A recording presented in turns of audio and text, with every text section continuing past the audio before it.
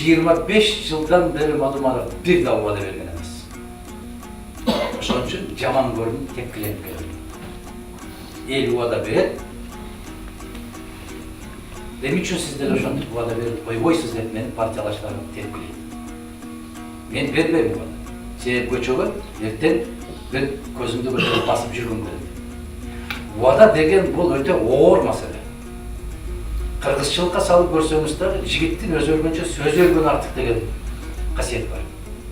Мусулманчылыкка салып берсеңиз, убада бул аманат. Аманатка кыянаттык кылган киши эки дүйнө эч качан этеги бир жерге жетпейт. Мен ошол тарбияны көргөн азамат. Мен убада бербегеним үчүн жүрөм. Эч качан убаданы бергенден баасы дұрыс сияқты отыра бирок аткарбайт, бирок баарын дейт. Аткарбайт. Мен дагы бир жолу айтам, аткарбайт. Бир тууганга бир кесе жөн оокат куйуп бербейт дагынан кийин жөнүнө келе калып туруп. Мына эртең азыр айылдык кеңешке шайлоолор жүрүп атат. Караңыздар, дүйнөгө маскарабыз чыгып атат.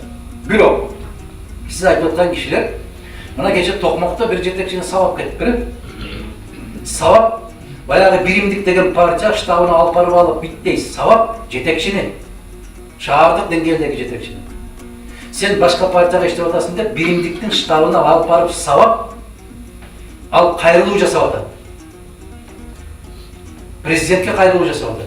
Бир кишинин кылык иш айтып койду го. Эгерде сиздер элестеткиле, мындан бир 15 жыл, 20 жыл, 30 жыл башта ушундай окуя болгон болсо, дүйнө котарылып кетмек. А бүгүн эч нерсе жок.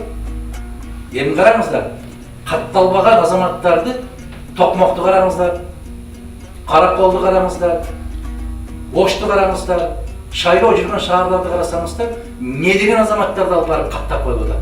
Ошого неге паспортуңарды берип атасыңар? Себеби 200 сомдон акча берип атат. Демек кетип бараткан элдин өзү экен го. Бир мамлекеттик каттоо кызматынын кызматкери Ош шаарында 1,5 миң кишини өзүнүн үйүнө каттап алып тур. 1,5 миң киши.